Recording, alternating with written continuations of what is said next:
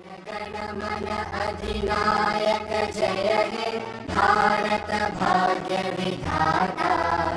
पंजाब सिंध गुजरात मराठा द्राविड उत्कल बंगा। विंध्य हिमाचल यमुना गंगा उच्चल जलधि तरंगा। तव शुभ नामे जागे तव शुभ आशीष मांगे। गाहे तव जय गाथा जन गण मंगलदायक जय हे भारत भाग्य विधाता। जय हे जय हे जय हे जय जय जय जय हे। जय हिंद। भारत माता की, भारत माता की। ఇప్పుడు శ్రీ బండారు దత్తాత్రేయ గారి కుమార్తె అలైబలై కమిటీ చైర్మన్ శ్రీమతి విజయలక్ష్మి గారు స్వాగతోపన్యాసం చేస్తారు.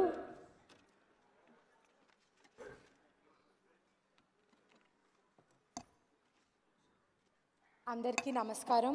ముందుగా ఇంత ఓపికగా వేచున్న ఇక్కడికి విచ్చేసిన మా అతిథులందరికీ పేరు పేరున ధన్యవాదాలు. ఈరోజు మా ఆహ్వానాన్ని మన్నించి విచ్చేసిన వేదిక మీద ఉన్న పెద్దలకు, ఇక్కడికి విచ్చేసిన సహచర మిత్రులకు, మా కుటుంబ సభ్యులకు, మీడియా మిత్రులకు, అత్యంత ఆత్మీయమైన మా పార్టీ కార్యకర్తలకు, ఈ వేదికలు అలంకరించిన పెద్దలకు మరోసారి ధన్యవాదాలు తెలుపుకుంటూ, ముందుగా పుస్తకావిష్కరణ కార్యక్రమం బండారు దత్తాత్రేయ గారి జీవిత చరిత్ర ఇట్లాంటి ఒక మహత్కర కార్యక్రమాన్ని ఆవిష్కరించడానికి అలైబలై ఫౌండేషన్కి బాధ్యత ఇచ్చినందుకు మేమందరం చాలా చాలా సంతోషపడుతున్నాం.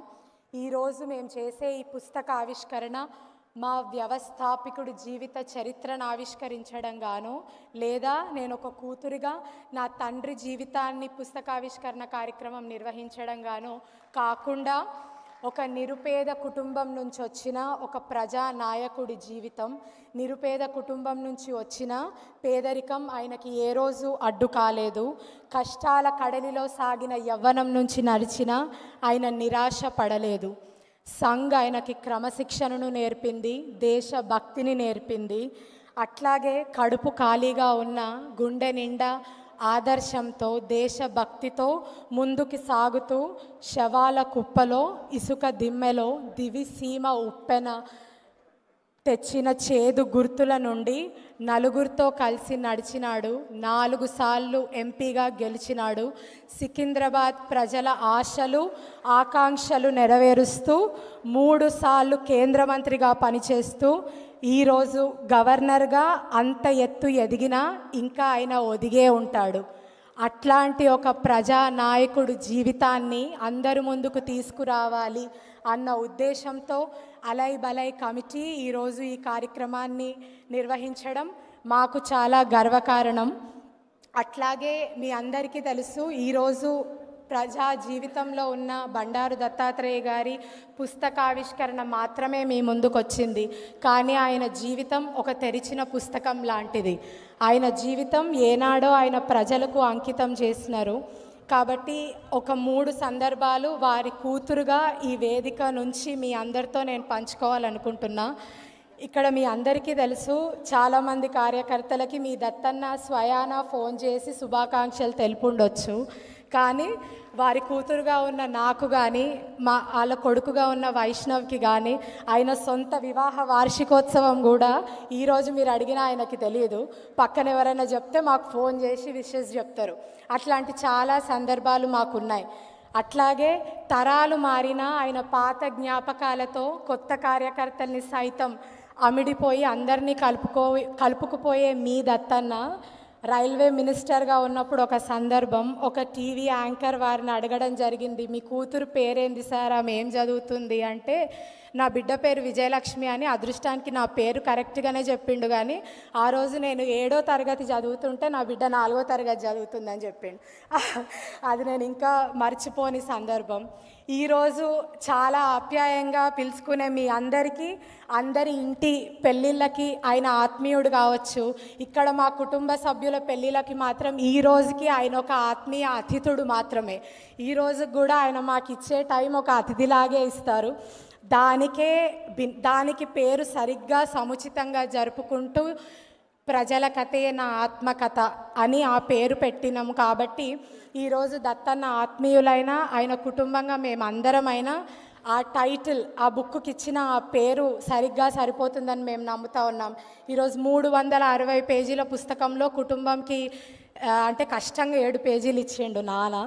కాబట్టి అట్లా ఆయన జీవితం అంతా ప్రజలకి అంకితం చేసిన మనిషి. అట్లాగే మీ అందరికీ తెలుసు, 20 ఏండ్ల నుంచి జరుపుతున్న కార్యక్రమం అలై బలై.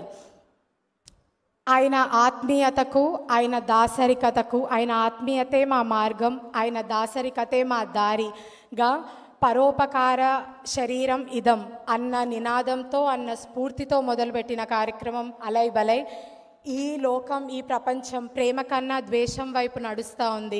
కానీ అందరూ కలిసికట్టుగా నడిస్తేనే మన బలం అని నమ్మి రూపొందించిన వేడుక అలై బలై.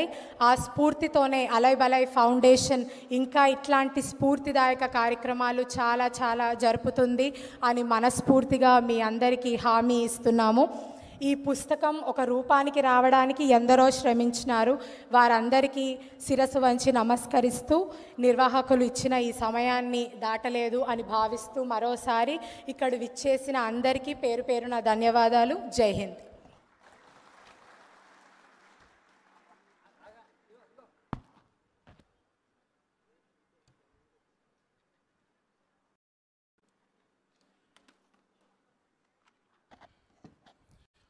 సభా సరస్వతికి నమస్కారం. ప్రజల కథే నా ఆత్మకథ అంటూ తన జీవిత సారాంశాన్ని, తన కృషిని, పట్టుదలని, ఆశయాల్ని, లక్ష్య సాధనను అక్షర రూపంలో తీసుకొచ్చినటువంటి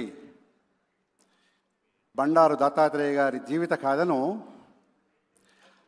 మాజీ రాష్ట్రపతి శ్రీ రామ్నాథ్ కోవింద్ గారి కరకమలములచే ఆ పుస్తకాన్ని ఆవిష్కరణ చేయాలని వారిని సవినయంగా మనవిస్తూ కోరుకుంటూ, శ్రీ రామ్నాథ్ కోవింద్ గారు.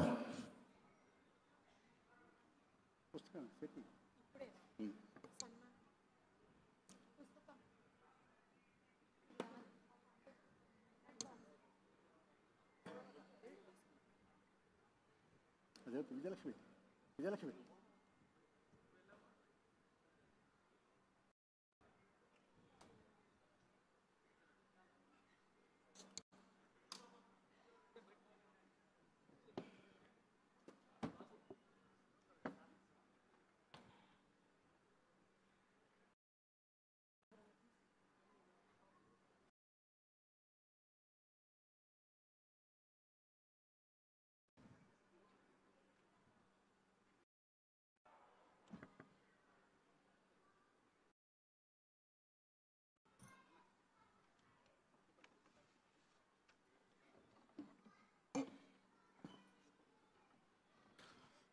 మాజీ రాష్ట్రపతి గారు రామ్నాథ్ కోవింద్ గారి చేతుల మీదుగా పుస్తకావిష్కరణ కార్యక్రమం.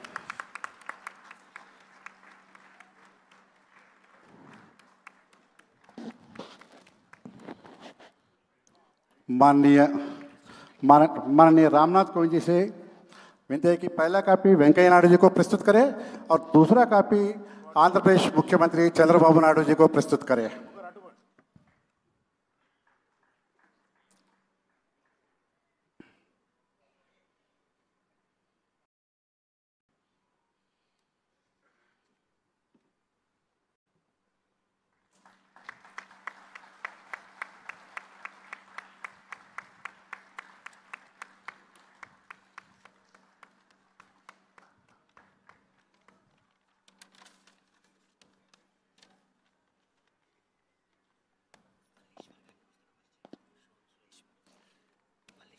ఈ పుస్తకాన్ని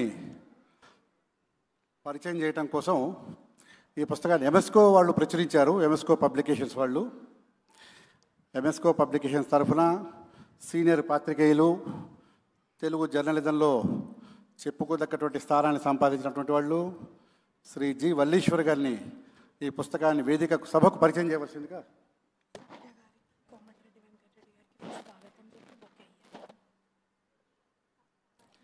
పుస్తక పరిచయం చేయవలసిందిగా వల్లీశ్వర్ గారిని వేదికపైకి ఆహ్వానిస్తున్నాం.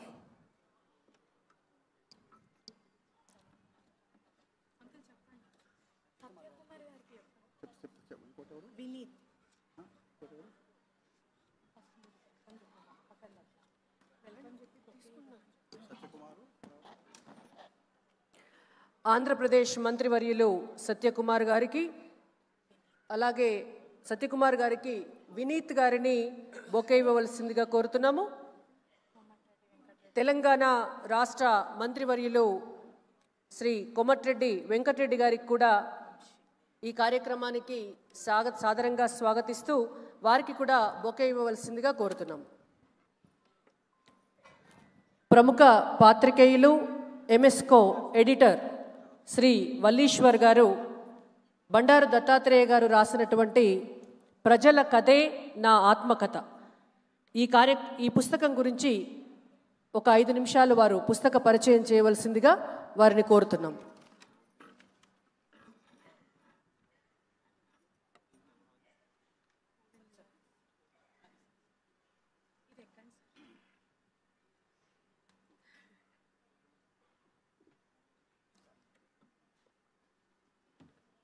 వేదిక మీద ఉన్నటువంటి భారత మాజీ రాష్ట్రపతి రామ్నాథ్ కోవింద్ గారికి, మాజీ ఉపరాష్ట్రపతి వెంకయ్య నాయుడు గారికి, మన ప్రీతం నాయకులు బండారు దత్తాత్రేయ గారికి, ముఖ్యమంత్రి చంద్రబాబు నాయుడు గారికి, తెలుగు ఆంధ్ర రాష్ట్రాల వివిధ రాష్ట్రాల గవర్నర్లు, మాజీ భారత ప్రధాన న్యాయమూర్తి రమణ గారికి, మిగతా పెద్దలందరికీ నమస్కారం.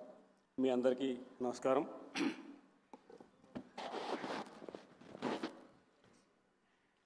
ఈ పుస్తకం ఎంఎస్కో ప్రచురించడానికి చాలా గర్వపడుతుంది.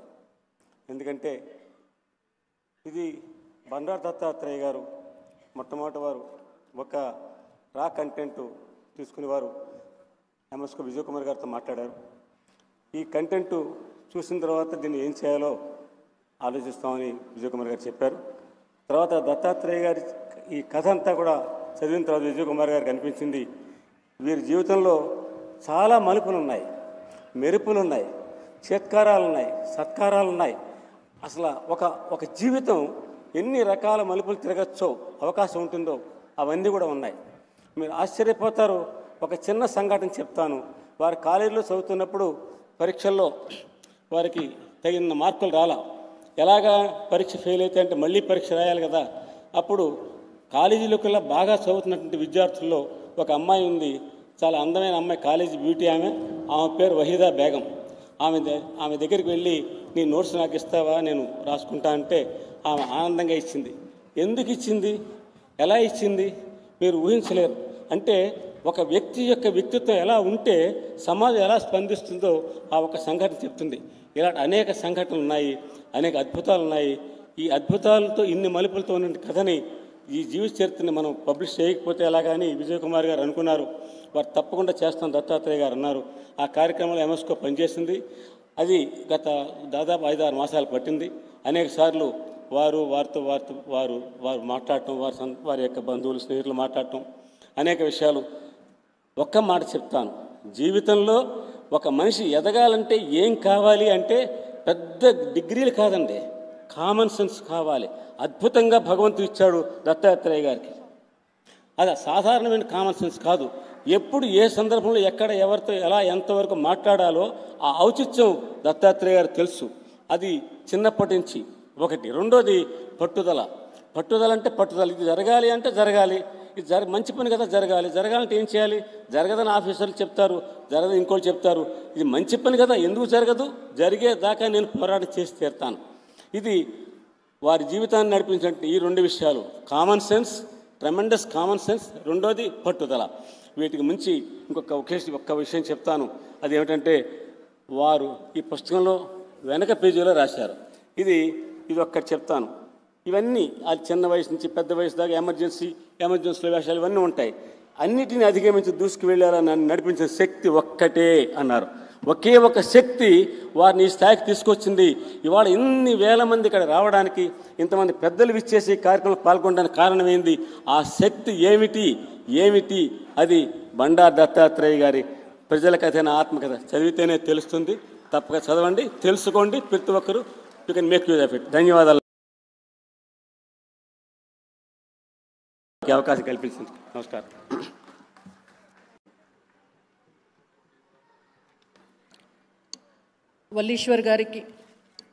వల్లీశ్వర్ గారికి ధన్యవాదాలు. ఇప్పుడు మనల్నందరినీ కూడా ఉద్దేశించి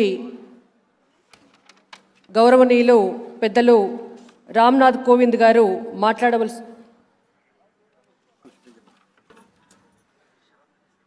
మన్నించాలి. సభ ప్రారంభంలోనే తెలుగు జర్నలిజానికి కలికితురాయి కొన్ని వందల మంది పాత్రికేయుల్ని తీర్చిదిద్దినటువంటి తెలుగు జర్నలిజానికి ఒక చిరునామా, ఒక అడ్రస్ నేర్పినటువంటి రామచంద్రమూర్తి గారిని మొట్టమొదటిగా మాట్లాడవలసిందిగా కోరుతున్నాం. శ్రీ రామచంద్రమూర్తి గారు. రామచంద్రమూర్తి గారికి జర్నలిస్టు మిత్రులు శ్రీ కప్పర ప్రసాద్ గారు శాలువా వేసి సత్కరిస్తారు.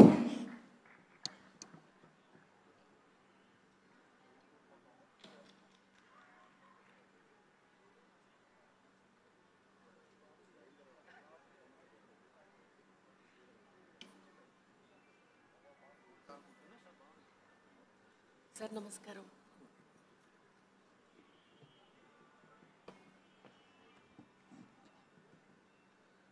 సభకు నమస్కారం.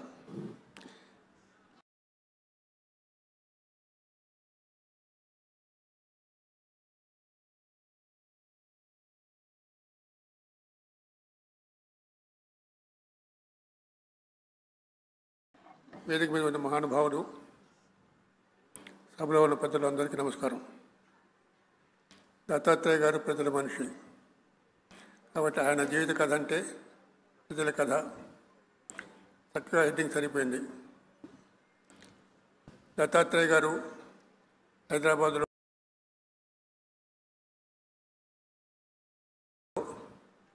దిగువ మధ్య తిరుగుకుంటూ అంచెలంచెలుగా పెరుగుతున్న వ్యక్తి, ప్రజల మధ్య ఉన్న వ్యక్తి. దత్తన్న అంటే అత్తన్న అని మనకి చాలామంది చెప్పుకుంటారు. దాని గురించి దత్తన్న అని ఎవరైనా కేకేస్తే, ఎవరైనా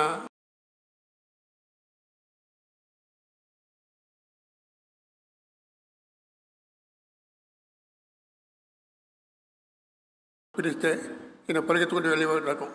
అప్పటికి ఇప్పటిదాకంతే పేదల మధ్య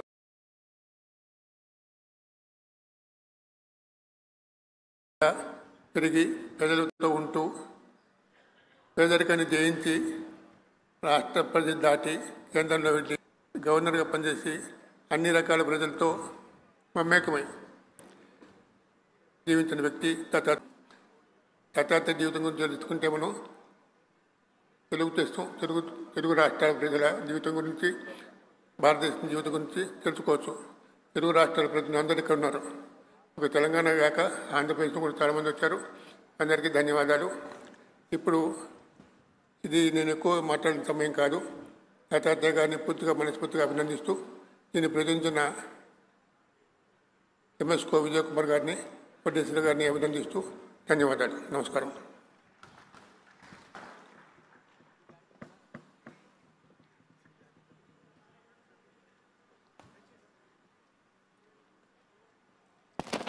గౌరవనీయులు రామచంద్రమూర్తి గారికి మేముంటాను ఇవ్వవలసిందిగా బండారు దత్తాత్రేయ గారిని కోరుతున్నాం.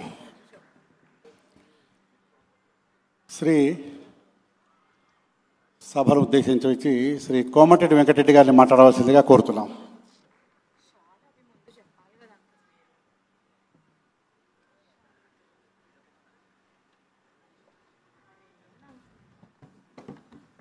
పెద్దలు, ఈ కార్యక్రమానికి ముఖ్య అతిథిగా విచ్చేసిన మాజీ రాష్ట్రపతి వర్యులు రామ్నాథ్ కోవింద్ గారికి, పెద్దలు, తెలుగు రాష్ట్రాలే కాదు దేశ ప్రజలందరి గురించి మహోన్నత వ్యక్తి వెంకయ్య నాయుడు గారికి, మన ప్రియతమ నాయకులు హైటెక్ సిటీ చూసినా హైదరాబాద్ అన్న ఎప్పుడు జ్ఞాపకం వచ్చే చంద్రబాబు నాయుడు గారు వాడు రావడం, అలాగే కేంద్ర మంత్రివర్యులు కిషన్ రెడ్డి గారికి, ఇంకా వేదిక మీద పెద్దలందరికీ, ఈరోజు అజాత శత్రువు, అందరూ ప్రేమించే నాయకుడు, పార్టీలకు అతీతంగా ప్రజలకతే నా ఆత్మకథ అంటూ మన దత్తాత్రేయ గారు ఎప్పుడు ఎక్కడ కలిసినా గత 5 సార్లు నేను ఎమ్మెల్యేగా ఒకసారి ఎంపీగా ఉండి ఎక్కడ కలిసినా ఆత్మీయంగా పలకరించే మంచి మనసున్న వ్యక్తి దత్తాత్రేయ గారు. ప్రజలకతే నా ఆత్మకథ అని ఒక పుస్తకం ఆవిష్కరించుకోవడం, ఇంత మహామనుభవం రావడం, వారికి ఇంకా కూడా ఆయుర ఆరోగ్యాలతో నిండు ఆరోగ్యంగా ఉండాలని భగవంతుని ప్రార్థిస్తూ వేదిక మీద పెద్దలందరికీ మీ అందరికీ కూడా నమస్కారాలు తెలియజేసుకుంటూ సెలవు తీసుకుంటాం.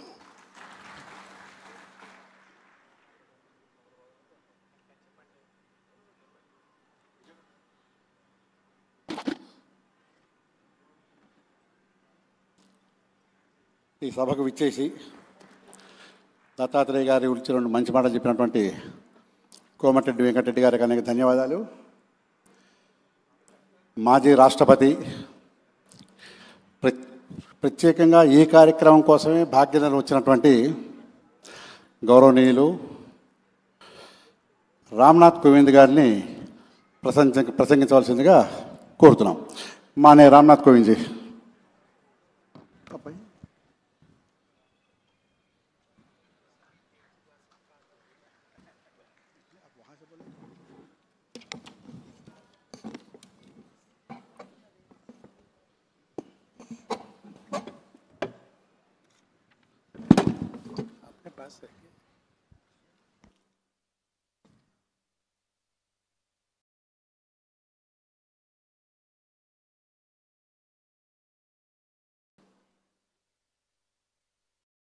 हरियाणा के राज्यपाल आदरणीय श्री बंडारू दत्तात्रेय गारू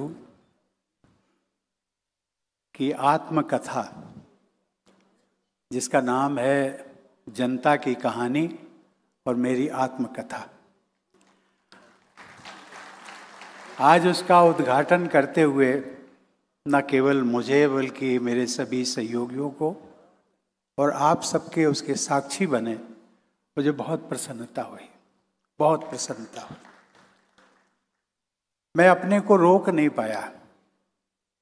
जब बंडारू जी मुझे मिले, उन्होंने कहा कि आपको आना है, तो मैंने कहा कि आपके अनुरोध को मैं ना नहीं कर पाऊंगा, इसलिए कि एक ऐसा व्यक्तित्व जो सार्वजनिक जीवन में कोई न कोई उसका प्रतिद्वंदी होता है।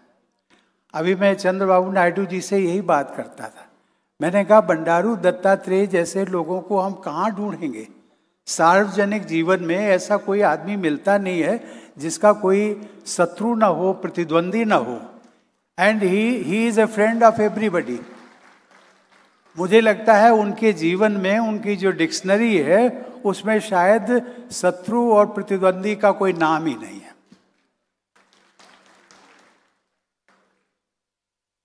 इस सभागार में उपस्थित विशेषकर मंच पर श्री नारा चंद्रबाबू नायडू, मुख्यमंत्री Andhra Pradesh, Shri G Kishan Reddy, minister of coal and mines, Bharat सरकार, Shri justice Abdul Nazeer, governor of Andhra Pradesh, Shri Hari Babu Kambhampati, governor of Orissa, Shri N Indrasena Reddy, governor of Tripura, Shri M Venkaiah Naidu, जिनके अंतर्गत मुझे काम करने का मौका मिला और वो मेरे राष्ट्रपति रहते हुए मेरे सहयोगी रहे।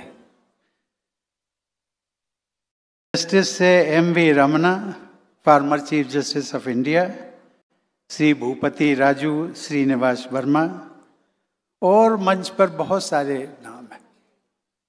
इस सभागार में उपस्थित सभी भाइयों और बहनों, जब मैं राष्ट्रपति था और उसके पहले भी मेरे प्राय जब पार्टी का संगठन का काम भी करता था तो मेरे लिए आंध्र प्रदेश हो या तेलंगाना जो बाद में विभाजित हुए, लेकिन इन दोनों राज्यों से मेरा कुछ ऐसा लगाव था। कभी कभी मैं कहता था, यद्यपि मैं उत्तर प्रदेश का रहने वाला हूँ, वहाँ मेरा जन्म हुआ, पालन पोषण शिक्षा हुई, लेकिन मैं कहता था आंध्र प्रदेश और Telangana they are my second home.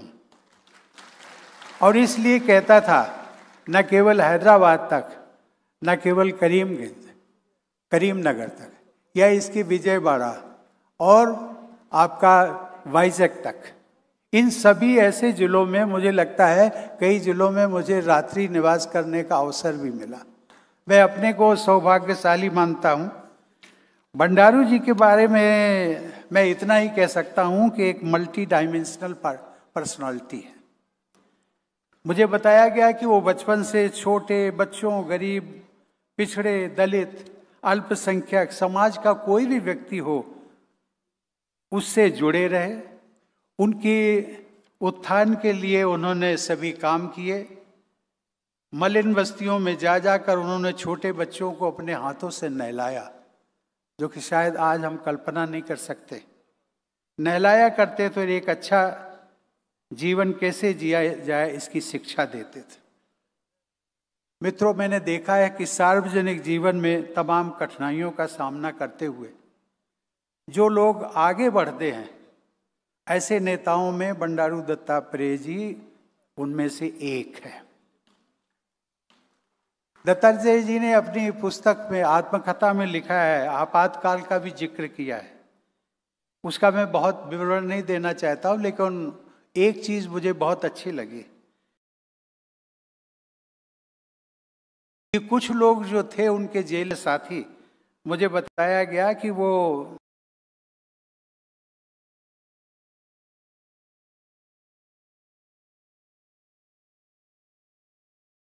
दूर रहे, कैसे रह सकते हैं। तो उनको बंडारू जी हंसते खेलते भजन गाते हुए और उन्होंने अपने जीवन जेल में काट दिए। और वो कहते थे अपने साथियों को कि भाई उदास मत हो, क्योंकि सुबह वाली गाड़ी से चले जाएंगे। एक ये हौसला बढ़ाते थे हर किसी कैदी को, जो उनका सहयोगी था उसको कहते थे सुबह वाली गाड़ी से चले जाएंगे, अर्थात हम लोग we will get released from the jail और यहाँ से हम मूव कर जाएंगे। इस प्रकार की जो उनकी बहुत सारी याददाश्त हैं, ताज़ा तरोज आज हो रही हैं आप लोगों के बीच में, तो उन्होंने काम किया है।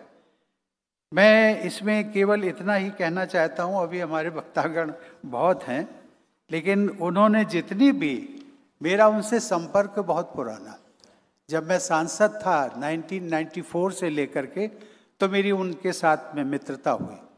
वो मंत्री भी बने और पार्टी में काम भी करते रहे, लेकिन मैंने उन्होंने देखा कि केंद्रीय और रोजगार मंत्री के रूप में उन्होंने जो इनिशिएटिव लिए मजदूरों के लिए, उसमें न्यूनतम वेतन अर्थात मिनिमम वेजेस, मिनिमम पेंशन और ग्रेच्युटी में बढ़ोतरी, बाल मजदूरी संशोधन अधिनियम, मातृत्व लाभ में बढ़ोतरी जैसे अनेकों कार्य किए, जिससे आज लाखों करोड़ों श्रमिकों को उस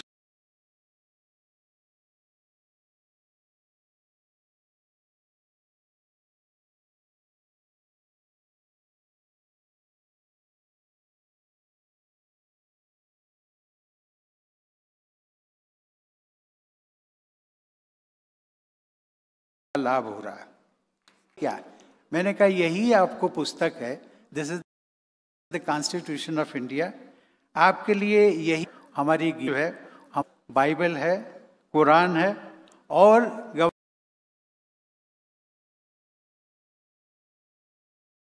गवर्नर के पद पर रहते हुए आपको इसी आपके जो निर्णय लेंगे राजभवन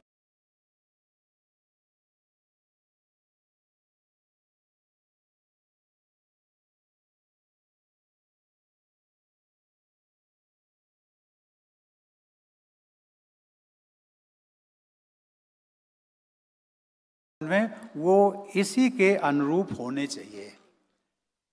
मुझे एक बात का, और मैं जब लगभग 1 साल हो गया तो मुझे फिर मिले, शिष्टाचार मुलाकातें होती थी, तो मैंने पूछा, भंडारू जी आप तो दक्षिण भारत के रहने वाले हैं, ऐसा जिसको कि हम कहते हैं कि वहाँ गर्मी बहुत होती है, गर्मी में आप रहने वाले और आपकी पोस्टिंग हो गई हिमाचल शिमला तक तो ठीक है, लेकिन शिमला से एक जगह आती है लाहौल स्पीति, जहाँ पर कि 0 टेम्परेचर 0 से भी नीचे जाता।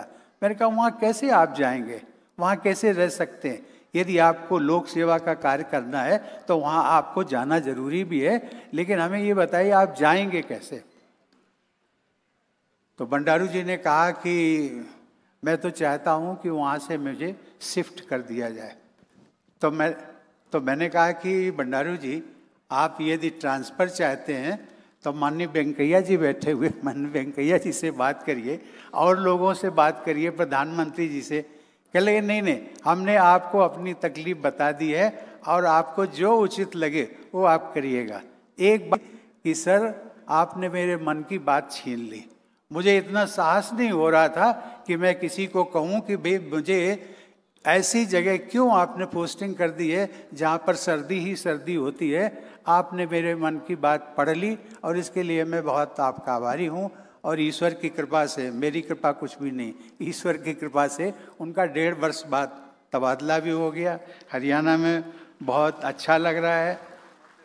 भंडारू जी, ये जो मैं संख्या देख रहा हूँ आपके शुभचिंतकों की, आपके चाहने वालों की, ये सचमुच में ऐसा लग रहा है जैसे आपका हम जन्मदिन सेलिब्रेट कर रहे हैं। मैं जानता हूं कि आज का आपका जन्मदिन नहीं है, लेकिन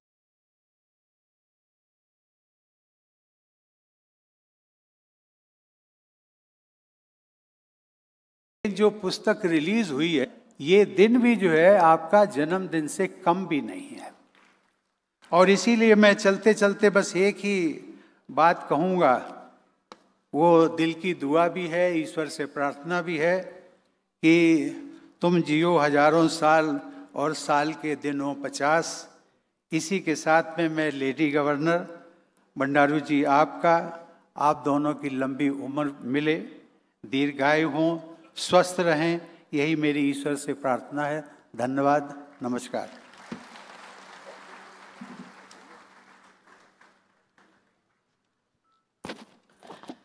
రామ్నాథ్ కోవింద్ గారికి ధన్యవాదాలు సార్. ఇప్పుడు ఈ వేదికను ఉద్దేశించి ఆంధ్రప్రదేశ్ ముఖ్యమంత్రి వర్యులు శ్రీ చంద్రబాబు నాయుడు గారు మాట్లాడతారు. వారికి ముందుగా దత్తాత్రేయ గారు అలాగే వారి కుమార్తె విజయలక్ష్మి గారు మొమెంటో బహుకరిస్తారు. దుబ్బాక ఎమ్మెల్యే రఘునందన్ రావు గారు శాలువాతో వారిని సత్కరిస్తారు.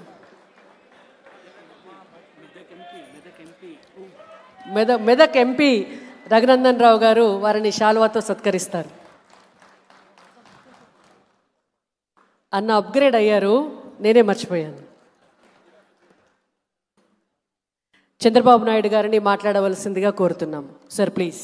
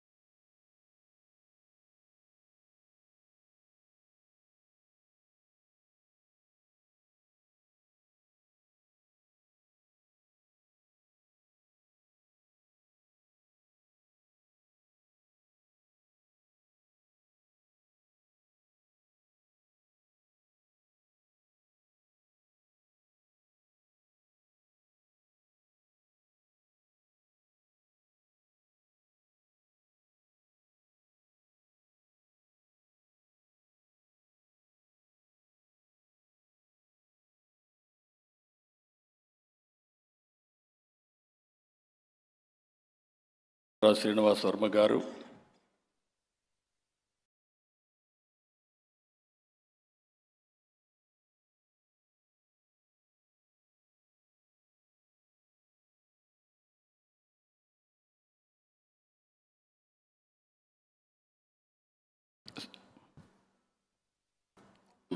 సత్యకుమార్ యాదవ్ గారు, ప్రెసిడెంట్ బీజేపీ శ్రీ లక్ష్మణ్ గారు, సీనియర్ జన్ అలాంటి కార్యక్రమానికి అధ్యక్షత వహిస్తున్నటువంటి బండారు విజయలక్ష్మి గారు, దత్తాత్రేయ గారి సతీమణి బండారు వసంత్ గారు, ఈరోజు ఈ కార్యక్రమానికి ఇచ్చేసినటువంటి సోదరి సోదరమణులందరికీ, దత్తాత్రేయ గారి అభిమానులందరికీ పేరు పేరున మనస్ఫూర్తిగా నమస్కారాలు, అభినందనలు, శుభాభినందనలు. ఈ కార్యక్రమం నాకెంతో ప్రత్యేకం. మనందరి మిత్రులు, సోదరులు, అజాత శత్రువు, ఒక జెంటిల్ మ్యాన్. మనందరం జెంటిల్ మ్యాన్ వాడతాం, కానీ జెంటిల్ మ్యాన్కి ప్రతిరూపం బండారు దత్తాత్రేయ గారు. ఒక పాలిటీషియన్, అది కూడా ప్రజల కథే నా ఆత్మకథ. అంటే ఇది ఒక్కసారి చూసినప్పుడు ఈ ఒక్క మాటలోనే ఆయన జీవితాంతం ఏ విధంగా పనిచేశారో మనకు అర్థమవుతుంది. అందరం కూడా దత్తన్న అని ప్రేమగా పిలుచుకుంటారు. దత్తాత్రేయ గారు అనేవాళ్ళు చాలా తక్కువ ఉంటారు. అభిమానంగా దత్తన్న పిలుచుకునే వారి యొక్క జీవన ప్రమాణాల గురించి అందరితో కలిసి మాట్లాడాలని ఆసక్తితో నేను ఈ కార్యక్రమానికి వచ్చాను. 3 తరాలు ఆయన జీవిత యాత్ర అంటూ నిజంగా ఒకసారి 40 సంవత్సరాలు పాత రోజులు నాకు కూడా గుర్తొచ్చే పరిస్థితి వచ్చింది. ఇక్కడికి వస్తానే మిమ్మల్ని చూస్తే ఎక్కడ లేని ఉత్సాహం, అభిమానం ఉప్పొంగా అంటే దానికి కారణం పాత రోజులు ఒకసారి జ్ఞాపకం అని చెప్పి కూడా నేను మీకు తెలియజేస్తున్నా. ఒక సాధారణమైన కార్యకర్త, జాతీయ నేతగా ఎదిగిన జీవన గమనం, ఎమర్జెన్సీ రోజుల నుంచి దివిసీమ ఉప్పెన వరకు దేశానికి అందించిన సేవలు, సాధారణ స్వయం సేవకు నుంచి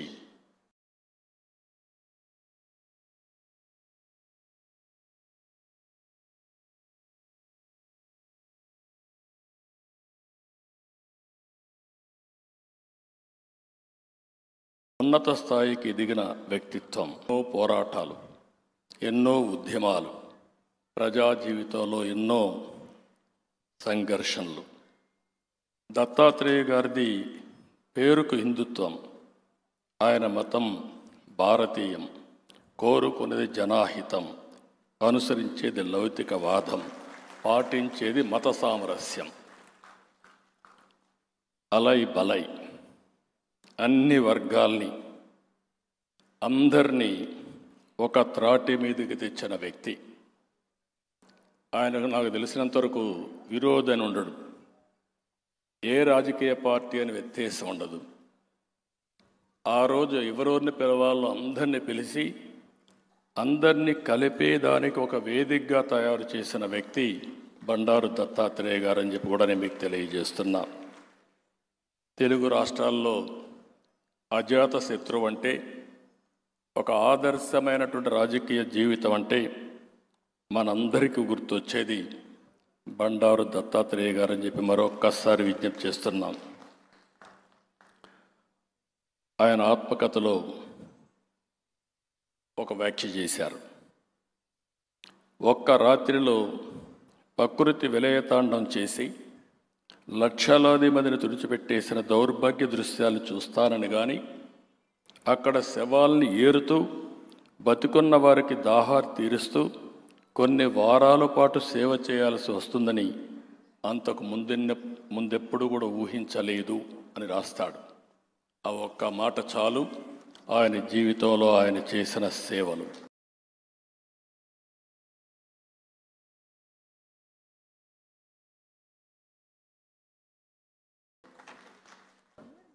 బీజేపీ కార్యకర్తగా, ఎమ్మెల్యేగా, ఎంపీగా, కేంద్ర మంత్రిగా, హిమాచల్ హర్యానా గవర్నర్లుగా బండారు దత్తాత్రేయ గారు అనేక పాత్రలు పోషించారు.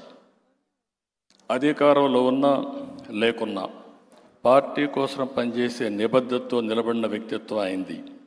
అన్ని పార్టీల వాళ్ళలో కలుపుకొని వెళ్ళే హుందాతనం అయింది. అందుకే ఉన్నత స్థానంలో ఉన్న ఎప్పుడూ సాధారణమైన కార్యకర్తగానే ప్రవర్తిస్తూ ఉంటారు. అనేక ట్రెండ్స్ సృష్టించాడు. ఎమర్జెన్సీ కాలంలో ప్రజాస్వామ్యాన్ని కాపాడడానికి జైలు జీవితం కూడా అనుభవించారు. అందుకే ప్రధానమంత్రి ఆయన పుస్తక సందేశంలో ఎమర్జెన్సీ రోజుల్లో దత్తాత్రేయ పోరాటాన్ని ప్రశంసించారు. బండారు దత్తాత్రేయ గారి జీవితంలో 65 ఏళ్ల పాటు ప్రజాసేవలో తపనతో పనిచేశారు. ఇందులో 20 సంవత్సరాలు రాష్ట్రీయ స్వయం సేవక సంఘ ప్రచారకుడిగా, 45 సంవత్సరాలు రాజకీయాల్లో కొనసాగారు. వివిధ సమస్యలపైన ప్రభుత్వాలకు ముఖ్యమంత్రికి లేఖలు రాస్తూ, లేఖలు రాయడానికి అంబాసిడర్గా ఒక ట్రెండ్. నేను ముఖ్యమంత్రిగా ఉన్నప్పుడైతే ఎన్ని లేఖలు రాసేవాడో నాకే గుర్తులేదు. అన్ని లేఖలు రాసిన వ్యక్తి బండారు దత్తాత్రేయ గారు.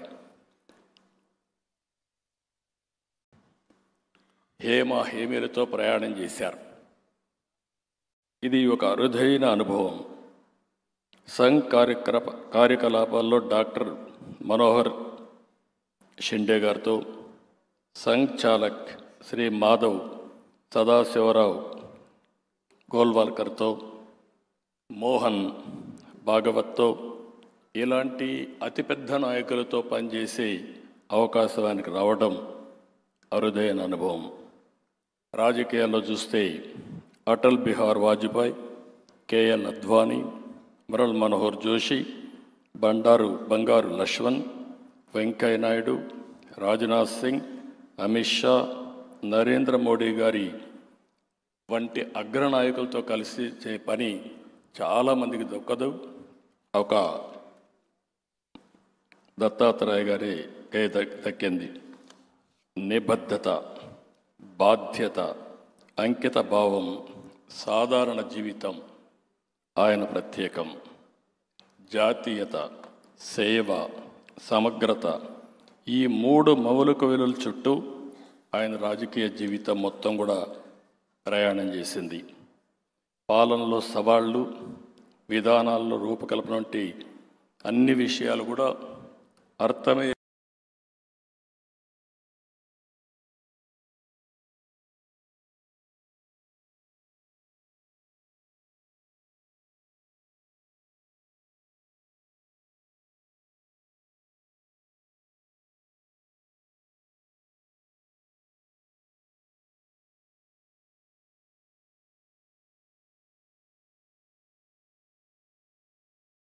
విధంగా ఇప్పుడు చెప్పారు.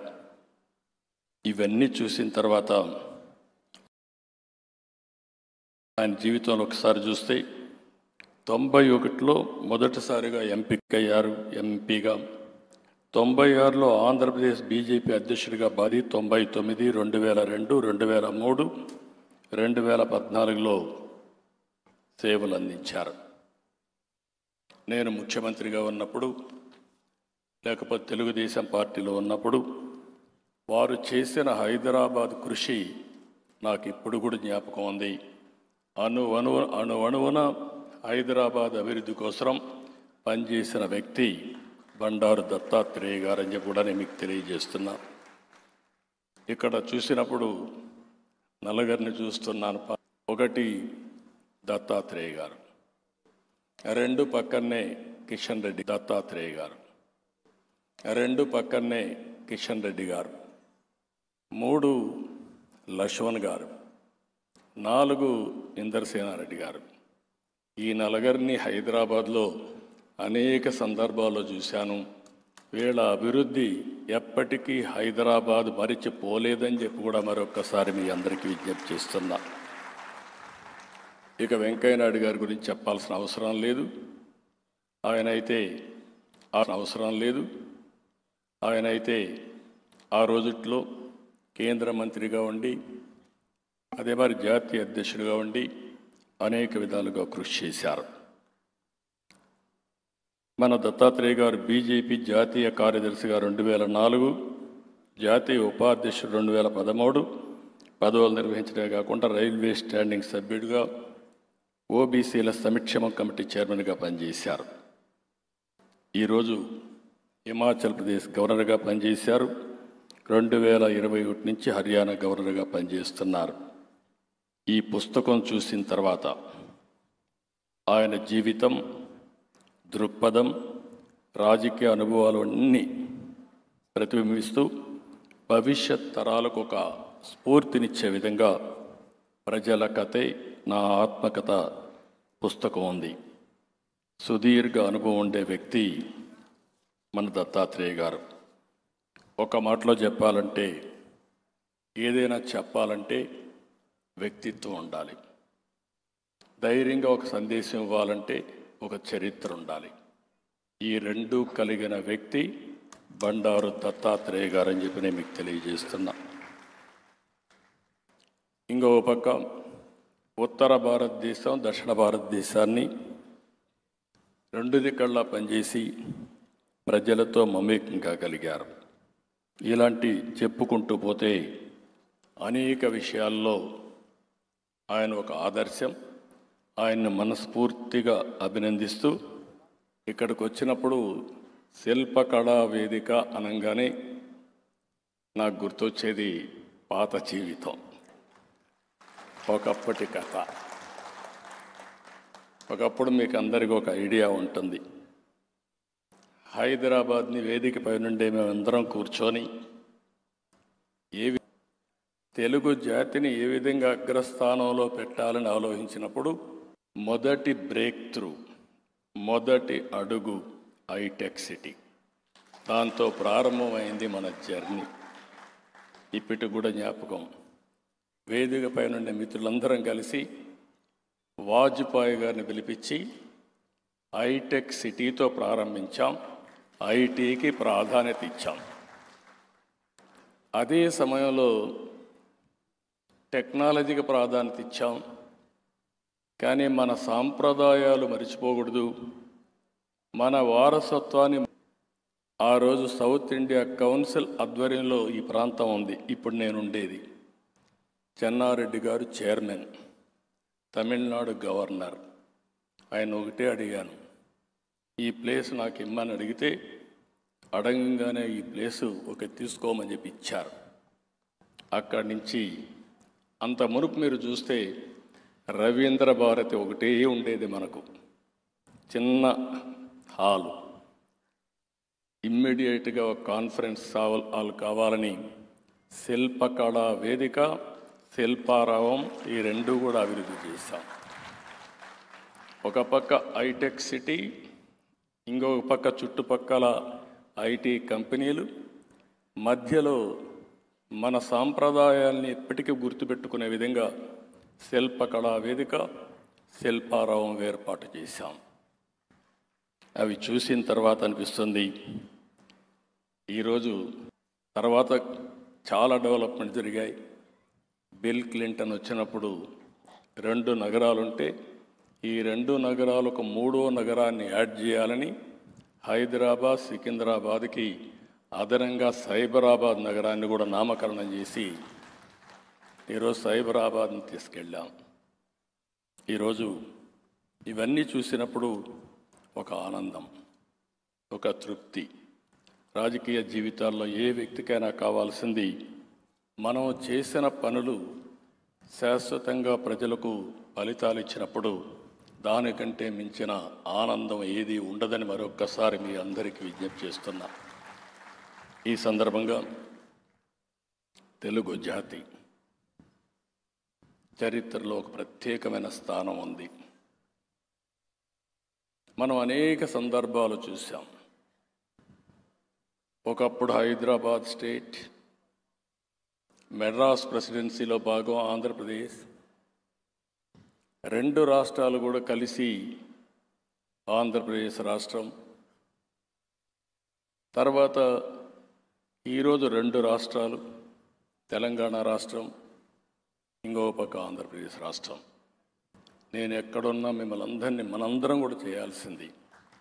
తెలుగు జాతి ఒకటే, ప్రాంతాలు వేరు కావచ్చు. అదే సమయంలో మనందరి ధ్యేయం తెలుగు జాతిని ప్రపంచంలో నెంబర్ 1 స్థానానికి పెట్టడమే మనందరి యొక్క ఆలోచన. రాజకీయ పార్టీలు వేరు కావచ్చు, రాజకీయాల్లో కొంతమందికి అవకాశాలు వచ్చినప్పుడు వాళ్ళు పనులు చేయొచ్చు.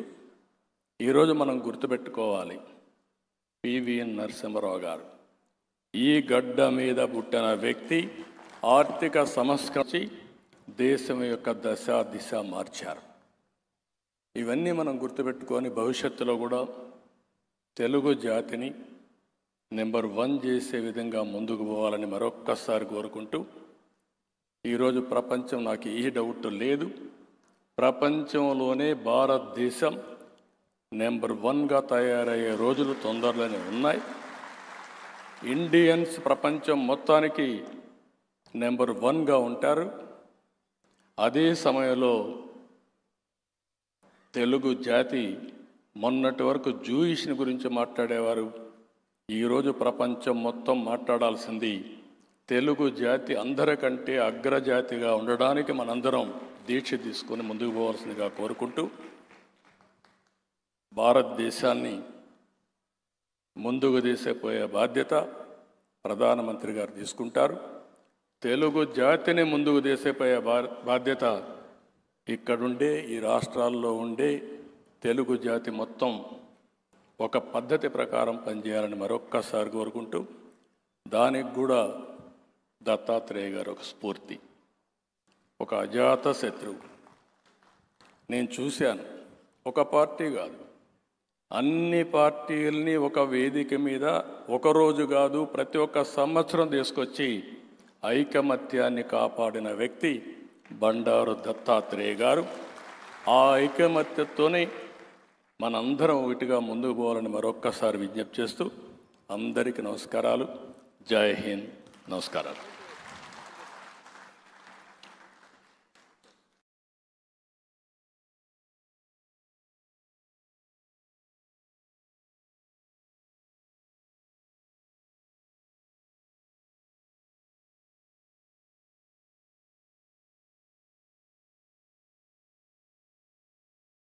ధన్యవాదాలు.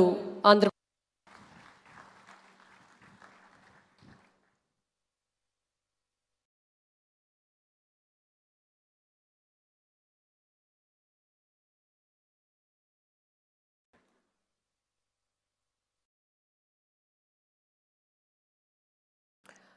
ధన్యవాదాలు రాజేందర్ గారికి. ఇప్పుడు వెంకయ్య నాయుడు గారిని సభనుద్దేశించి ప్రసంగించవలసిందిగా కోరుతున్నాం.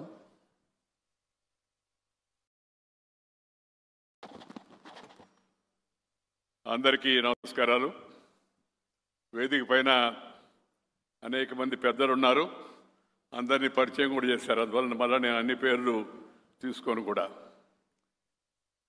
సభలో మొదటి వ్యక్తి మాట్లాడిన తర్వాత, పరిచయం అయిన తర్వాత మిగతా మాడే వాళ్ళందరూ అన్ని పేర్లు చెప్పడం అవసరం కూడా లేదు. ఈరోజు మనందరం ఈరోజు ఇక్కడ ఒక మంచి కార్యక్రమం కోసం కలిసాం.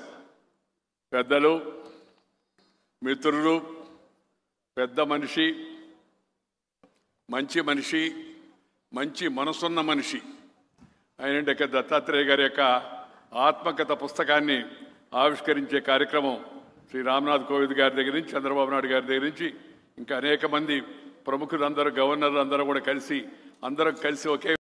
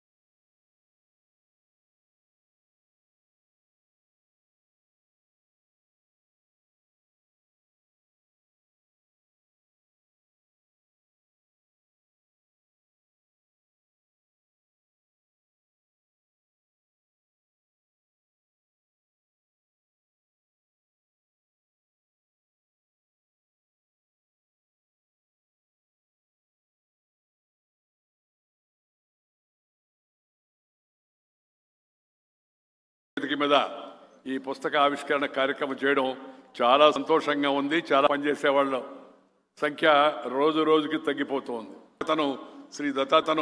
శ్రీ దత్తాత్రేయ గారు ఇవాళ మన భావి తరాల కోసం అని చెప్పని మన ముందు ఉంచారు. నాకు ఆ మధ్య ఎవరు చెప్పారు, మీరు కూడా ఆత్మకథ రాయండి అని. నేను రాయనయ్యా అని చెప్పాను.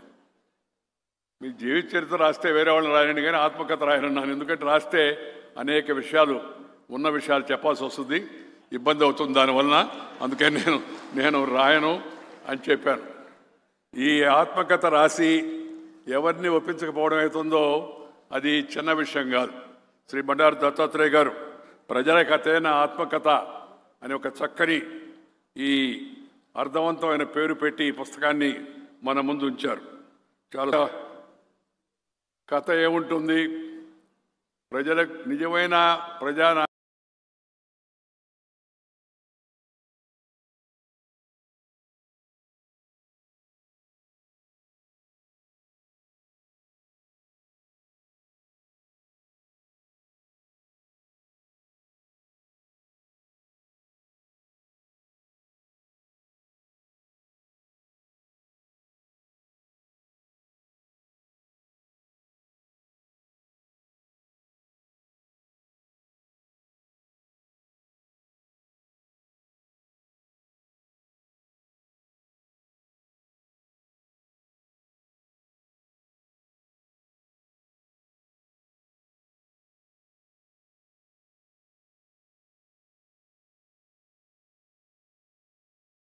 ఈ దేశం అంతా ఒకటే, మనమంతా ఒకటే అని చెప్పని కాకుండా సేవ ఎలా ఉంటుందో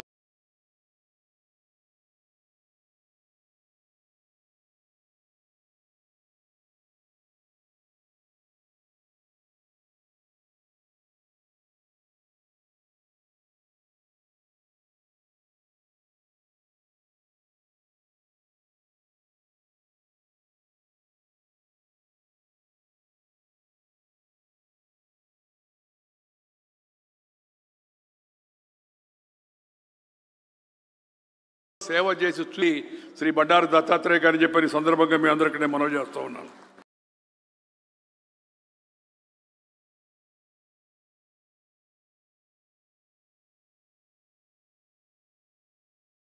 వాళ్ళకు కూడా మంచి ప్రేరణ వస్తుంది. అందుకు ఈ ఉపయోగం ఈ పుస్తకం ఎంతో ఉంటుందని చెప్పి మీ అందరికీ కూడా మనవి చేస్తాను. దత్తాత్రేయ గారి జీవితాన్ని వివిధ దశల్లో దగ్గర నుంచి చూసిన వాళ్ళలో నేను ఒకడిని. ఆయన వ్యక్తిగత జీవితం అంటూ ఏమీ లేదు. ఆయన జీవితమే ప్రజల జీవితమే తన జీవితంగా, ప్రజల కష్టాలే తన కష్టాలుగా, వాళ్ళకు వచ్చే నష్టాలే తన నష్టాలుగా భావించి ప్రజలతో అనుక్షణం పెనవేసుకుపోయినట్టు జీవితం శ్రీ బండారు దత్తాత్రేయ గారిది. గంజిలో పేదరికంలో పుట్టి పెరిగి తన కష్టంతో, తన నిజాయితీతో, తన విలువలతో ఉన్నత స్థానానికి చేరుకున్న స్వభావరీత్యా ఇంకా గంజి మనిషిగానే ఉన్నాడు ఆయన. అంటే సామాన్యుడికి అందుబాటులో ఉండాలి, సామాన్యుడిలాగా జీవించాలని చెప్పని దత్తాత్రేయ గారిని చూస్తే మనకు ఎవరికైనా అర్థమవుతుంది. అందుకే ఆయన గంజి మనిషిగా ఉన్నాడే కానీ బెంజి మనిషి సంబంధం.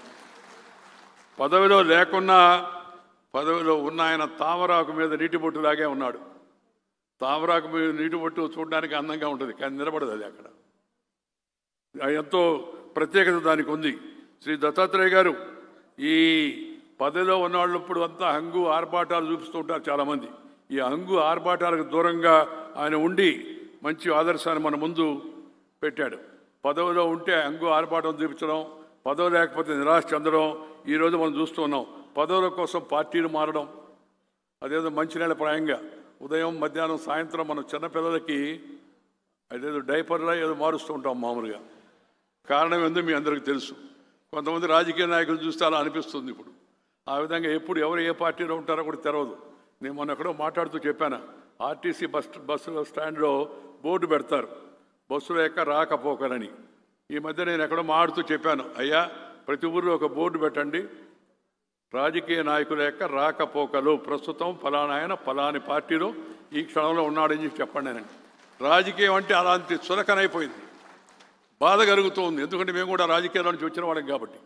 రాజకీయాల్లో నీతి నిజాయితీ ఎంత ముఖ్యమో, నమ్మిన సిద్ధాంతానికి కట్టుబడడం కూడా అంత ముఖ్యం అని చెప్పని సందర్భంగానే మనం చేస్తూ ఉన్నాను. అందుకని అలాంటి వాళ్ళ యొక్క జీవితం కింద నుంచి పై స్థాయి వరకు, రాజ్యాంగ పదవి అయినట్టే గవర్నర్ స్థాయి వరకు వెళ్ళినప్పటికి కూడా ఎలా జీవిస్తారో ఎలా జీవించగలరో అనేది ఒక ఉదాహరణ ఆ పెద్ద ఆయన చూసి మనం నేర్చుకోవాల్సిన అవసరం ఎంత ఉందని మీ అందరికీ మనం చేస్తున్నాను. దత్తాత్రేయ గారు సంఘంలో పనిచేశాడు, భారతీయ జనతా పార్టీలో పనిచేశాడు, అందరం కలిసి పనిచేశాం. మా భారతీయతే మా రక్తం, మా యొక్క రక్తం ఏంటంటే భారతీయత, నేషనలిజం. అది చూస్తే ఆ రక్తాన్ని టెస్ట్ చేస్తే భారతీయత కనపడుతుంది. సమాజ శ్రేయస్సే ఊపిరిగా సంఘం మాకు బోధించింది. దాన్ని ఆధారంగా తీసుకొని ఇవాళ ఈ స్థాయిల వరకు వెళ్ళడం కూడా జరిగింది. ఈ విలువలతో కూడిన రాజకీయాలు చేయాల్సిన అవసరం ఎంతో కూడా ఉంది. అలాంటి వాళ్ళకి జీవితంలో నుంచి మనం తెలుసుకోవాల్సిన విషయం ఆ విలువలతో కూడిన రాజకీయం చేయాలని చెప్పారని. అలాంటి విలువలతో రాజకీయాలను చూసి చేపట్టి ఈరోజు మనం చూస్తూ ఉన్నాం. కొంతమంది ఏమో అలా ఆ స్థాయిలో ఉంటే, కొంతమంది ఏమో విలువలేంటో తెలవకుండా విలువలకు ఒలువలంటే బట్టలు లేకుండా చేయడం అనమాట.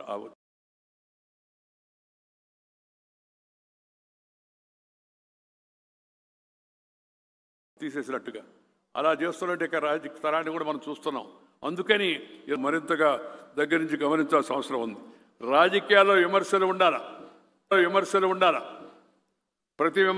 ఉండాలా. విమర్శ లేకపోతే మజా లేదు. కానీ విమర్శ సంస్కారవంతంగా ఉండాలి. నేను మిత్రుడు జయపారెడ్డి గారు అసెంబ్లీలో ఉన్నాం, శ్రీ చంద్రబాబు నాయుడు గారు కూడా ఉన్నారు. అయితే ఎక్కువ కాలం ఆయన అధికార పార్టీ వైపు ఉన్నాడు, మేము ఎక్కువ కాలం ప్రతిపక్ష పార్టీ వైపు ఉన్నాం, యువతల వైపు ఉన్నాం. విలువలతో కూడిన రాజకీయం చేసేటప్పుడు, మాట్లాడేటప్పుడు, విమర్శించేటప్పుడు, పదునైన విమర్శ చేసేటప్పటికి కూడా అవి అర్థవంతమైనవిగా ఉండాలి, పదునుగా ఉండాలి. అంతేగాని మనం దిగజారేట్టుగా మాట్లాడకూడదు. Hitting the below the belt అంటారు, ఆ విధమైన రాజకీయం చేయకూడదు. ఎందుకు ఈ మాట పదే చెప్తూ ఉన్నానంటే, ఇవాళ చూస్తూ ఉన్నాం మనం రాజకీయాల్లో అది ఎక్కువైపోయింది, దోషాలు ఎక్కువైపోయినాయి, వ్యక్తిగత దోషాలు ఎక్కువైపోయినాయి. ఉన్నత స్థానంలో ఉన్నవాడు కూడా వ్యక్తిగత దోషాలు చేస్తూ ఉన్నారు కొంతమంది. అలాంటి పద్ధతి ప్రజాస్వామ్యాన్ని బలహీనపరుస్తుంది. ఎందుకంటే మనం ప్రజానాయకులం, ప్రజల చేత గెలిచిన వాళ్ళు ఎమ్మెల్యే అయినా, ఎంపీ అయినా, మంత్రి అయినా, గవర్నర్ అయినా, ఉపరాష్ట్రపతి అయినా, రాష్ట్రపతి అయినా ప్రజానాయకులుగా చెప్పబడే వాళ్ళు ఉంటారు అని యువతరం చూస్తుంది. అలాంటి వాళ్ళకి ఆదర్శంగా మనం ఉండాల్సిన అవసరం ఎంతో ఉంది. కానీ మన వ్యవహారంతో, మన మాటలతో, మన చేష్టలతో, మన వాడేంటికి పదజాలంతో జనంలో వ్యతిరేకత రాకూడదు, లేకపోతే నిరుత్సాహం, నిస్పృహ రాకూడదు. ఆ మధ్య ఎంత దిగజారిపోయిన భాష అంటే చెప్పలేనంత ఇది బూతులు మాట్లాడడం కూడా మొదలుపెట్టారు కొందరు. నన్ను ఎవరు అడిగితే నేను చెప్పాను ఎలక్షన్ ముందు, సార్ ఈ బూతులు మాట్లాడే ఏం చేయాలి సార్, బాధగా ఉందని. ఏం చేయమని మీ చేతిలో ఉందయ్యా అన్న. మా చేతిలో ఏముంది సార్ అన్నారు. బూతులు మాడేవాళ్ళకి బూతులో సమాధానం చెప్పండి అయ్యా అన్నాను. అంటే మొదట అర్థం కాలేవాడు. బూతులు మాడేవాళ్ళకి ఏంది వెంకయ్యనాయుడు గారు బూతులో సమాధానం చెప్పంటారని, బూతులు మాడమంటారని కాదు. బూతులో ఆ బూత్ ఉందే పోలింగ్ బూతు, అక్కడికి వెళ్ళు, చుట్టూరు పరదా ఉంటుంది, ఏం చేయబడలే, లోపలికి వెళ్ళి మీటర్ నొక్కు, ఫినిష్ అయిపోతుంది. అయిపోయారు కొంతమంది. మీరు చూసారో లేదో, ఈ బూతులు మాడేవాళ్ళు ఒక్కడి గెలవాల. మళ్ళా ప్రజాస్వామ్యం యొక్క పరిపక్వతకు ఆ బూతులు మాట్లాడడం, వ్యక్తిగత దూషణలు, కుటుంబ సభ్యుల గురించి కూడా మాట్లాడడం, ఒక రకమైన పైశాచిక ఆనందాన్ని అనుభవించడం, అదేదో గొప్ప అని చెప్పి అనుకోవడం, అది కొంతమంది ఆ ధోరణి చేపట్టారు. ఇది ఏమాత్రం కూడా ప్రజాస్వామ్యానికి మంచిది కాదు. నువ్వు ఎంత స్థాయికి వెళితే అంత ఉన్నతంగా మాట్లాడాలి, అంత సంస్కారవంతంగా వ్యవహరించాలి. నిన్ను చూసి ఇతరులు ఆదర్శంగా, ఓహో ఎలా ఉంటాడు నాయకుడు అంటే మనం కూడా మన జీవితాన్ని అలా ఉంచుకోవాలని చెప్పని భావం కలగాలని చెప్పని ముఖ్యంగా ఈ సందర్భంగా నేను మనవి చేస్తూ ఉన్నాను. ఈ రాజకీయాల్లో ఉన్న వారికి తాత్విక దృక్పథం కూడా ఉండాలి. సిద్ధాంతం, తాత్విక దృక్పథం లేని రాజకీయాలు పూర్తిగా వృధా అని చెప్పిన సందర్భంగా నేను మనవి చేస్తున్నాను. సైద్ధాంతిక విలువలున్న రాజకీయాలు దేశానికి మేలు చేస్తాయి. ఇవాళ ప్రపంచ దేశాల్లో ఒకప్పుడు మన దేశం ప్రపంచానికి విశ్వగురువు. ఆ తర్వాత బ్రిటిష్ వాడు వచ్చి మనం దోచుకున్నారు. డబ్బు దోచుకోవడం పోవడం కాకుండా కొంతమంది మనసు కూడా దోచుకుపోయారు. వాళ్ళు గొప్పని మనం తక్కువ అనే భావం వచ్చింది. మన చరిత్రలో ఆ విధంగా వాళ్ళు చిత్రీకరించారు. ఇప్పుడు నిదానంగా తిరిగి మనం పుంజుకుంటున్నాం. భారతదేశం 4వ ప్రపంచ దేశాల్లో ఇవాళ భారతదేశం 4వ ఆర్థిక వ్యవస్థగా తయారైంది. ఇలాగే కొనసాగితే అది తప్పనిసరిగా మళ్ళా మొదటి 1-2 స్థానాలకు కూడా చేరుకుంటుందని నమ్మకం నాకుంది. ఈ దేశంలో ఉన్న యువత, ముఖ్యంగా యువతరం, అన్ని రంగాల్లో చంద్రబాబు నాయుడు గారు ఐటీ రంగానికి పునాది వేసి ఇప్పుడు మనం ఉన్నంటే ఈ హైటెక్ సిటీ వీటన్నిటి గురించి ఆ రోజు రూపకల్పన చేసి ఐటీకి ప్రోత్సాహిస్తే ఇవాళ యువతరం ఐటీ రంగంలో ప్రపంచంలో కూడా మేటిగా మన యొక్క తెలుగు ఐటీ రంగం ఏతుందో ఇవాళ ప్రపంచంలో గుర్తింపు తెచ్చుకుంటుంది. శక్తివంతమైన దేశంగా తయారవుతుంది. భారతదేశాన్ని ఎవడు ఇప్పుడు నిర్లక్ష్యం చేసే పరిస్థితి లేదు. ఎందుకు? కారణం మన దేశంలో ఉంటే యువతరం వాళ్ళ యొక్క ప్రవర్తన, వాళ్ళ తెలివితేటలు, వాళ్ళ యొక్క సంస్కారవంతమైన ఆదర్శవంతమైన జీవితం వలన దేశం శక్తివంతంగా తయారవుతుంది. ఈ శక్తిని, ఈ వేగాన్ని ఇలాగే కొనసాగించాల్సిన అవసరం ఉంది. అందుకని యువతరం వెళ్తున్నారు. దేశానికి మనం ఏం చేసామని ప్రతి ఒక్కరూ ఆలోచించాలి. మన కోసం దేశం ఏం చేసిందని కాదు, దేశం కోసం నేను ఏం చేశాను. దేశభక్తి అంటే ఏందని అడిగాడు ఒక అబ్బాయి నన్ను. నేను చెప్పా, ఎవరి పని వాళ్ళు చేయడం అనేది దేశభక్తి అని. ఎవరి పని వాళ్ళు చేయడం. దయచేసి అందరు కూడా మనకు వచ్చినట్టు రంగాల్లో మన పనిని మనం చక్కగా చేస్తూ మంచిగా నిర్వర్తిస్తూ మంచి పౌరులుగా నిలబడితే దేశం మరింత శక్తివంతంగా తయారవుతుందని చెప్పిన సందర్భంగా మనం చేస్తూ అందరిలో ఒక జాతీయ భావం, irrespect of caste, creed, sex, religion and region, India is one. మన దేశం అంతా ఒకటే, కులం వేరైనా మతం వేరైనా మనం అందరం భారతీయులు అనే భావన అందరిలో నెలకొల్పుకోవాల్సిన అవసరం ఉందని ఈ సందర్భంగా మనం చేస్తూ సమాజ హితం కోసం జీవించడం మంచిది, జీవించడం ఎలా జీవించాలనే విషయాన్ని శ్రీ బండారు దత్తాత్రేయ గారి యొక్క ఆత్మకథ ద్వారా మనందరం తెలుసుకోవాలని చెప్పని ఈ సందర్భంగా మీ అందరికీ మనం చేస్తున్నాను. అందుకని మనం మన యొక్క వ్యక్తిగత ప్రవర్తనను మంచి దిశగా తీసుకెళ్లాలంటే మంచి వాళ్ళతో స్నేహం చేయాలి, మంచి వాళ్ళ యొక్క పుస్తకాలు చదవాలి, మంచి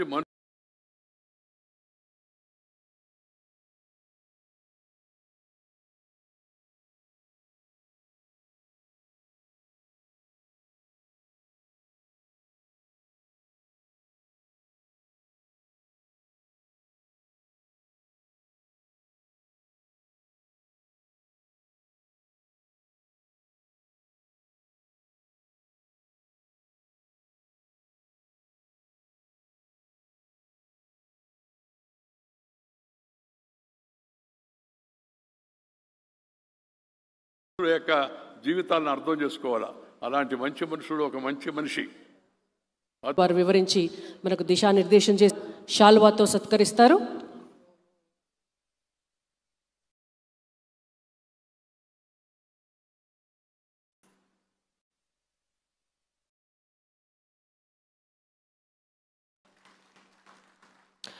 ధన్యవాదాలు శ్రీ మల్క కొమరయ్య గారికి. ఇప్పుడు అబ్దుల్ నజీర్ గారు ఈ సభను ఉద్దేశించి మాట్లాడతారు.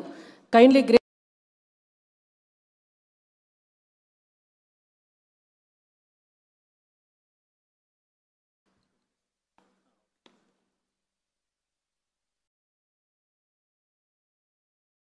Shri Ramnath Kovind ji, Honorable former President of India, Shri N. Chandrababu Naidu Garu, Chief Minister of Andhra Pradesh, Shri Bandaru Dattatreya, Honorable Governor of Haryana, Shri Indrasena Reddy ji, Honorable Governor of Tripura, Shri Haribabu Kambapati, Honorable Governor of Orissa, Shri M. Venkata Naidu Garu, Honorable Vice President of India, former Vice President of India, Shri Kishan Reddy Garu, Minister for Coal, Mines, Government of India, Shri Bhupati Raju Srinivas Verma, Honorable Union Minister of State for Heavy Industries and Steel, Shri Justice N.V. Ramana Garu, Honorable former Chief Justice of India, other dignitaries on the dais, distinguished guests, ladies and gentlemen, and members of the media. Andiriki Namaskaram. It gives me immense pleasure to participate in today's program to release the autobiography Prajala Kate Na Atma Katha of Shri Bandaru Dattatreya Garu, Honorable Governor of Haryana. Sri Dattatreya Garu is known for his simplicity, soft-spoken nature, down-to-earth attitude, and I think it is for this reason that people affectionately call him Dattanna.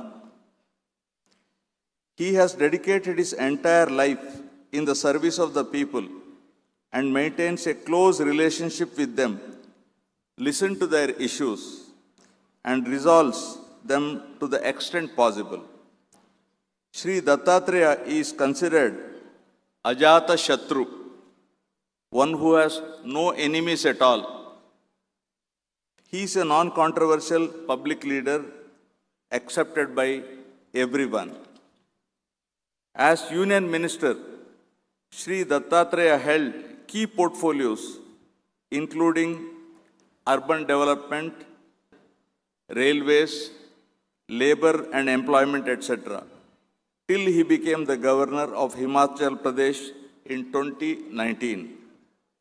He played a pivotal role in implementing several landmark reforms in Employees Provident Fund Scheme in 2018 during his tenure as Minister of State for Labor and Employment.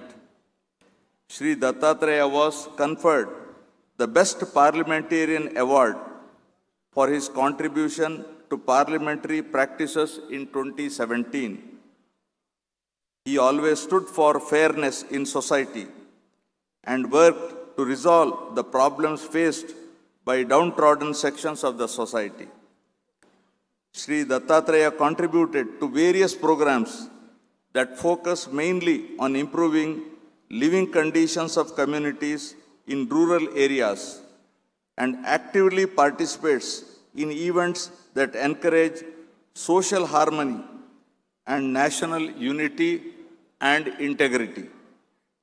The Alai Balai event organized by him during Dasara festival every year brings together leaders of all political affiliations by creating an environment of bonding, harmony, and brotherhood amongst them.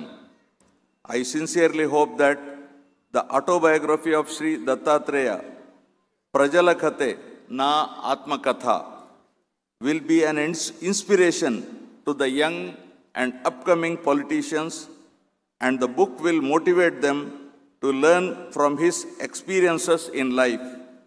I thank the organizers for having invited me to be a part of this auspicious program. Thank you all. Jai Hind.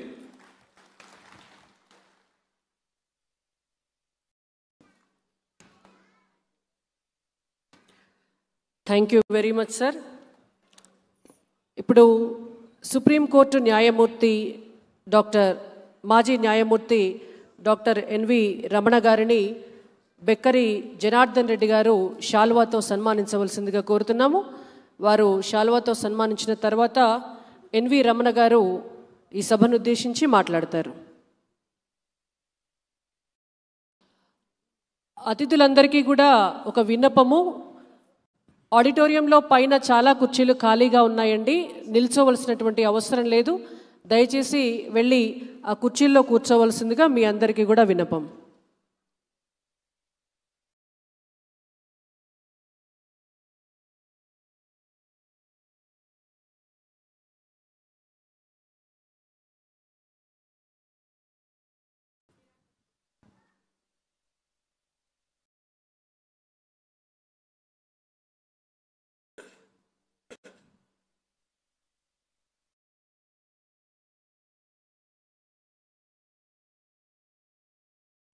N V Ramana గారికి దత్తాత్రేయ గారు memento బహుకరిస్తున్నారు.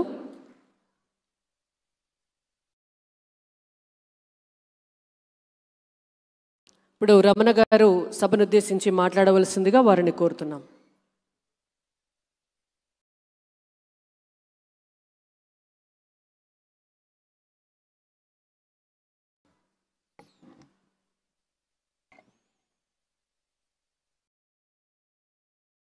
Honorable Sri Ramnath Kovind ji, my mentor and guru, former President of India, Shri Chandrababu Naidu గారు ఆంధ్రప్రదేశ్ ముఖ్యమంత్రి, శ్రీ వెంకయ్య నాయుడు గారు మాజీ ఉపరాష్ట్రపతి, శ్రీ కిషన్ రెడ్డి గారు కేంద్ర బొగ్గు గనుల మంత్రి, శ్రీ అబ్దుల్ నజీర్ గారు ఆంధ్రప్రదేశ్ గవర్నర్, శ్రీ ఖమ్మంపాటి హరిబాబు గారు ఒరిస్సా గవర్నర్, శ్రీ ఇంద్రసేనారెడ్డి గారు త్రిపుర గవర్నర్, శ్రీ భూపతిరాజు శ్రీనివాస్ వర్మ గారు కేంద్ర సహాయ మంత్రి, శ్రీధర్ బాబు గారు ఐటీ శాఖ మంత్రి తెలంగాణ, శ్రీ సత్యకుమార్ గారు ఆరోగ్య శాఖ మంత్రి ఆంధ్రప్రదేశ్, డాక్టర్ లక్ష్మణ్ గారు రాజ్యసభ సభ్యులు, ఈటెల రాజేంద్ర గారు రాజ్యసభ సభ్యులు, శ్రీ రామచంద్రమూర్తి గారు సీనియర్ జర్నలిస్ట్, శ్రీ విజయ్ కుమార్ గారు ఎంఎస్కో అధినేత, శ్రీమతి విజయలక్ష్మి గారు అలాయ్ బలే నిర్వాహకురాలు. అదేవిధంగా ఈరోజు కథానాయకులు ప్రజానాయకులైనటువంటి బండారు దత్తాత్రేయ గారు వారి సతీమణి గారు ఈ సమావేశానికి విచ్చేసినటువంటి తెలుగు రాష్ట్రాల నుంచి వచ్చేసినటువంటి అతిరథ మహారథులు, సామాన్య ప్రజానీకం నుంచి రాజకీయ నాయకుల వరకు పారిశ్రామికవేత్తల వరకు అనేక మంది విద్యావంతులు, కవులు, కళాకారులందరూ కూడా ఈ సమావేశానికి రావటం చాలా సంతోషంగా ఉంది. ఇవాళ అందరినీ కూడా కలిపి ఈ వేదిక మీద అభిప్రాయాలను పంచుకునే విధంగా ఈ కార్యక్రమానికి నిర్వహించినటువంటి శ్రీ బండారు దత్తాత్రేయ గారి కుటుంబాన్ని, వారి సంస్థను కూడా అభినందిస్తున్నాను. బండారు దత్తాత్రేయ గారి గురించి మరి ఇంతకుముందు మాట్లాడినటువంటి ప్రముఖులంతా కూడా వారి అభిప్రాయాలను తెలియజేశారు.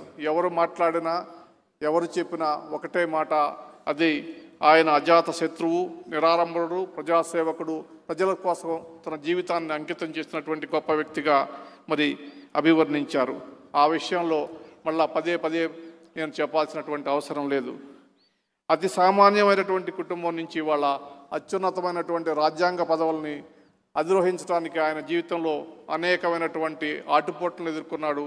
అదేవిధంగా ప్రజల కోసం నమ్ముకొని ప్రజల కోసం సేవ చేయబట్టే ఇవాళ ఆయన్ని గుర్తించి మరి గవర్నర్ పదవిలో నిలబెట్టగలిగింది. ఈ సందర్భంగా మరి భారత రాజ్యాంగం ఇవాళ సామాన్య మానవుడిని కూడా అత్యున్నతమైనటువంటి స్థానాల్లో కూర్చోంచేటటువంటి శక్తిని కలిగింపజేసిందని మీకు గుర్తు చేస్తున్నా. ఇవాళ ఆ భారత రాజ్యాంగమే రాఘునాథ్ కోవింద్ గారిని రాష్ట్రపతి చేసిన, చంద్రబాబు నాయుడు గారిని ముఖ్యమంత్రి చేసిన, దత్తాత్రేయ గారిని గవర్నర్ చేసిన, నన్ను చీఫ్ జస్టిస్ ఆఫ్ ఇండియా చేసినా కూడా, మరి మోడీ గారిని ప్రధానమంత్రి చేసినా కూడా భారతదేశంలో ఉన్నటువంటి అత్యున్నతమైనటువంటి రాజ్యాంగం ఇవాళ అందరికీ హక్కులు ప్రసాదించిన సంగతి మనం గుర్తుంచుకోవాలా. అటువంటి రాజ్యాంగంలో రాజ్యాంగబద్ధమైనటువంటి పాలనలో ఇవాళ ప్రభుత్వాలు నడుస్తున్నాయి. మరి కేంద్రంలో ఉన్నటువంటి మోడీ గారి ప్రభుత్వం కానీ, మరి రాష్ట్రాల్లో ఉన్నటువంటి ఇతర ముఖ్యమంత్రులు మరి పరిపాలన అందిస్తున్నారంటే అది ఒక రాజ్యాంగానికి బద్ధంగా జరుగుతున్నటువంటి విషయం. భారతదేశం ఇవాళ ప్రపంచంలో అగ్రగామి దేశంగా నిలబడగలుగుతుందంటే మరి ప్రజల్లో ఉన్నటువంటి ఐక్యత, దేశభక్తి, క్రమశిక్షణ. ఆ క్రమశిక్షణకి ముఖ్యమైనటువంటి కారణం దేశం మీద ప్రేమ, భక్తి ఉండటం అనేటువంటి విషయాన్ని మనం గుర్తు చెప్పుకోవాలి. ఈ సందర్భంగా మరి ఇవాళ మనం దత్తాత్రేయ గారి గురించి ప్రస్తావించాల్సినటువంటి విషయం ఏంటంటే ఆయన అత్యున్నతమైనటువంటి మానవ విలువలు ఉన్నటువంటి వ్యక్తి. మీకు ఆయన ఆత్మకథలో ఉన్నటువంటి ఒక్క విషయాన్ని చెప్పి నేను ఎక్కువ సుదీర్ఘమైనటువంటి ప్రసంగాన్ని చెప్పకుండా ముగిస్తాను. ఆయన ఇప్పుడే నాకు ఈ పుస్తకంలో చదివాను. ఆయన చెప్పినటువంటి ఒక విషయం, 1985లో ఆయన ఎంపీగా ఉండగా ఒక సంఘటన జరిగింది. ఆయన ఢిల్లీ వెళ్ళటానికి హడావిడిలో ఉన్నాను, విమానాశ్రయానికి వెళ్ళబోయాను. అంతలో వాళ్ళ అమ్మగారి దగ్గర నుంచి ఆయనకు ఫోన్ వచ్చిందంట, బిడ్డ మధుసూదన్ రాజు చూసి వచ్చావా అని. లేదే, ఏమంత అర్జెంటా? అట్లా అదేంటంటావురా, మధుసూదన్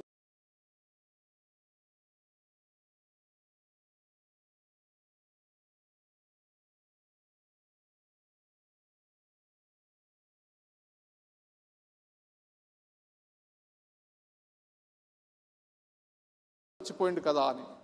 మధుసూదన్ ఎవరంటే అప్పుడున్నటువంటి రాజ్ యాదవ్, ఆయన భార్య దుఃఖిస్తున్నటువంటి దృశ్యం కల్పించింది.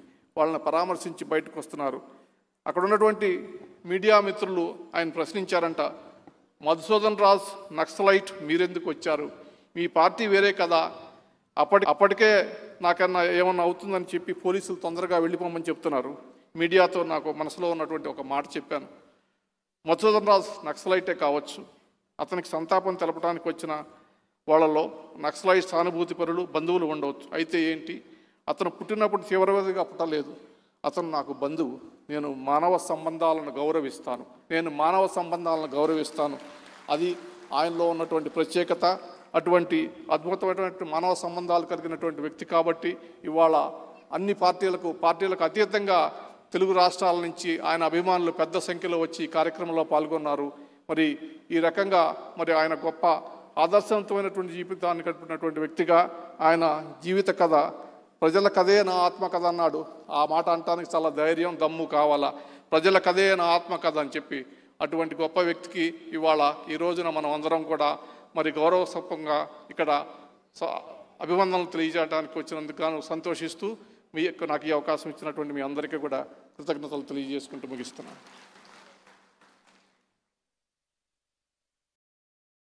పెద్దలు ఎన్వి రమణ గారికి ధన్యవాదాలు.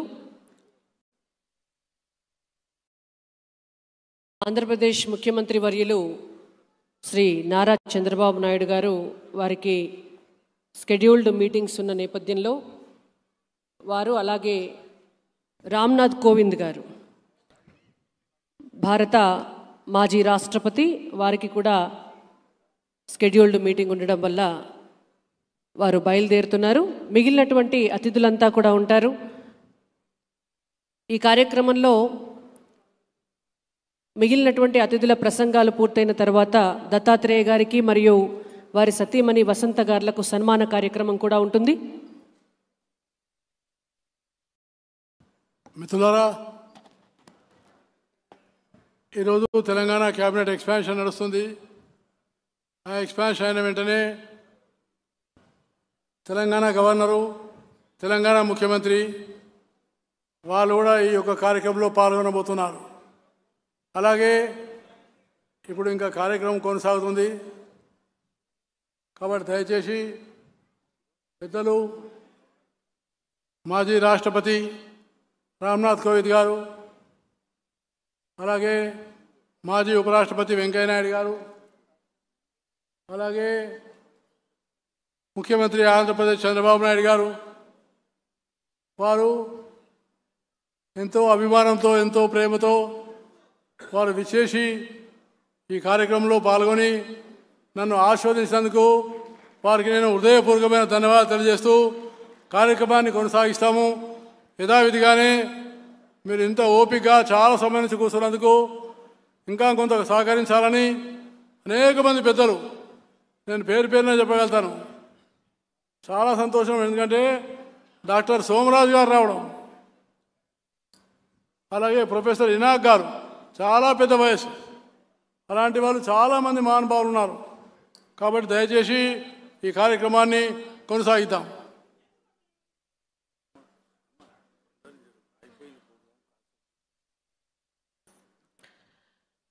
దత్తాత్రేయ గారు మనందరికీ కూడా విన్నవించినట్టుగా